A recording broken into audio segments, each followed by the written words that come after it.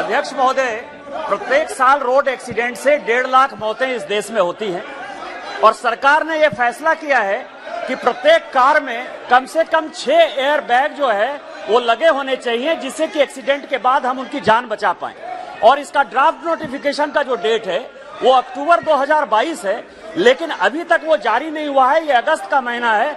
मेरा आपके माध्यम से सरकार से आग्रह है कि ये कब तक जो है ये नोटिफिकेशन जारी हो जाएगा, जिससे कि एयरबैग की पॉलिसी लागू हो जाएगी और लोगों की जान बच जाएगी।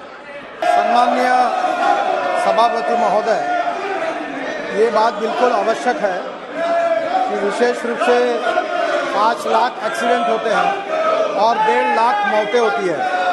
और सम्माननीय सदस्य ने जो कहा है, अभी फिलहाल 2 एयरबैग ऑलरेडी कंपलसरी है। पीछे बैठने वाले लोगों को एयरबैग नहीं है और इसलिए हमारे डिपार्टमेंट ने सोचा है कि एयरबैग की कीमत केवल 800 रुपये आती है और हम ये कोशिश कर रहे हैं कि पीछे भी जितने लोग होंगे उतनी एयरबैग होगी और लोगों की जान बचाएंगे। इसके बारे में ये प्रस्ताव विचाराधीन है। जल्दी ही सरकार इसके ऊपर कार्रवाई करने का प्रयास करेगी। श्रीमती बंगा Vishwanatham. Sir, the Ministry of Heavy Industries has invited proposal to build and operate public electrical vehicle charging infrastructure on express highways and national highways under FAME India scheme phase 2. I would like to request the minister state the detailed progress and made in respect of other such measures government taking proposal. Sir, constant supply of chain disrupting the continue one of the biggest obstacle coming from Indian EV manufacturers. The Indian manufacturers are struggling to source lithium-ion batteries, which are largely imported from China, South Korea and Taiwan.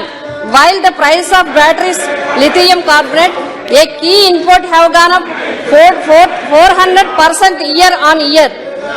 I would like to request the minister from this, sir. One request from my state, sir, from state of Andhra Pradesh. Request has sent to you, sir. I convey my thanks to Honorable Minister. The proposal for Tirupati is sanctioned, but Kakinada and Rajahmundry not yet sanctioned. I request the Honorable Minister from all our people from Kakinada and Rajahmundry, please sanction the electrical vehicles to these districts. Thank you, sir. सम्माननीय सभापति महोदय, ये बात सच है कि electric के vehicle की demand बहुत बढ़ रही है। ओवरऑल ईवी स्केल में 335%, इलेक्ट्रिक 2 व्हीलर में 607%, इलेक्ट्रिक 3 व्हीलर में 150%, इलेक्ट्रिक 4 व्हीलर में 300% और इलेक्ट्रिक बसेस में 30%। अभी इतना ही नहीं तो एवरेज वेटिंग टाइम पर ईवी कार 8 से 10 महीना हो गया है। मुझे बहुत इस बात की खुशी है कि बड़े प्रमाण पर ये सेल बढ़ रहा है और ये 10 मिलियन ईवी हम लोग 2030 तक आएगी, जो हमारे देश का इंपोर्ट भी कम करेगी और प्रदूषण भी कम करेगी। जहाँ तक मैं आपको ये कहना चाहूँगा कि पेट्रोल से 1 किलोमीटर 11 रुपये 50 पैसे, डीजल से 9 रुपये 50 पैसे, सीएनजी से 7 रुपये और ईवी से 1 रुपया। इसमें cost of lithium ion battery ये बहुत बड़ी है, जो 50% आती है, जो सम्माननीय सदस्यों ने पूछा। मैं बताना चाहूँगा कि 2018 में लिथियम आयन बैटरी की कीमत $180 पर किलोवाट आवर थी। 2021 में $140 पर किलोवाट आवर हुई। 2022 में $135 पर किलोवाट आवर हुई। और मैं विश्वास के साथ कहना चाहता हूं कि आज से 2 साल के अंदर ईवी के हमारी मोटर, हमारी स्कूटर और सब प्रकार की कीमतें पेट्रोल के बराबर 2 साल के अंदर होगी, क्योंकि इसकी कॉस्ट कम हो जाएगी। मुझे बहुत खुशी है कि इसके ऊपर काफी केमिस्ट्री में रिसर्च हुआ है। लिथियम आयन के साथ सोडियम आयन, एल्यूमिनियम आयन, ये भी जिंक आयन, ये भी टेक्नोलॉजी का रिसर्च हो रहा है। और इसमें सबसे अच्छी बात यह है कि इसमें अभी इंडियन ऑयल ने एल्यूमिनियम एयर टेक्नोलॉजी भी तैयार की है, जिसमें ड्राइविंग रेंज 450 किलोमीटर है। CSIR में central electrochemical research institute is working on about technology.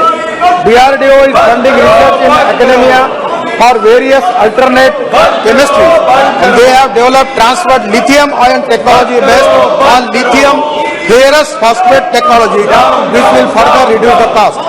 Scrapping policy के कारण rare earth metal like neodymium, which are used in NdFe magnet, which is an essential component of EV. Battery scrapping का भी काम हम कर रहे हैं और मेरा विश्वास है कि आने वाले समय में ग्रीन हाइड्रोजन, फ्लेक्स इंजन के साथ इथेनॉल, इलेक्ट्रिक, इससे हमारा इंपोर्ट बिल कम होगा, प्रदूषण कम होगा, नए रोजगार हमको मिलेंगे और हम जीरो कार्बन का जो टारगेट 2070 तक हमने कमिट किया है उसके तरफ हम आगे निश्चित रूप से बढ़ेंगे। जहां तक चार्जिंग स्टेशन की बात है, हम बड़े प्रमाण पर चार्जिंग स्टेशन शुरू हो रहे हैं। जैसे आजकल स्कूटर और व्हीकल ऐसे है कि आप रात को घर ही चार्ज कर सकते हैं। फिर भी NHI में हम 650 रोड पर कम्युनिटी बना रहे, वहां बना रहे, गवर्नमेंट ऑफिसेस में इसकी सुविधा हो रही, पार्किंग प्लेसेस में हो रही है और इसके बारे में कोई अड़चन नहीं होगी। और भारत सरकार ने अभी वर्ल्ड का सबसे बड़ा 5,000 साढ़े 5,000 बसों का टेंडर निकला है इलेक्ट्रिक का, जिसमें केरल में पहली बार 250 बसें दी गई है और पूरे देश में अब आने वाले समय में 50,000 इलेक्ट्रिक बसेस लाने का विचार है, जिससे हमारे देश में जनता के टिकट रेट भी कम होंगे। और ये जो टेंडर आया है केवल 41 रुपए पर किलोमीटर, डीजल का 115 रुपए, और ये बहुत कम पैसे में होगा, जिससे प्रदूषण भी खत्म होगा, एयर कंडीशन बसेस में आम आदमी घूमेगा और टिकट रेट भी कम होंगे और स्टेट ट्रांसपोर्ट का लॉस भी नहीं रहेगा। ये मेरा विश्वास है।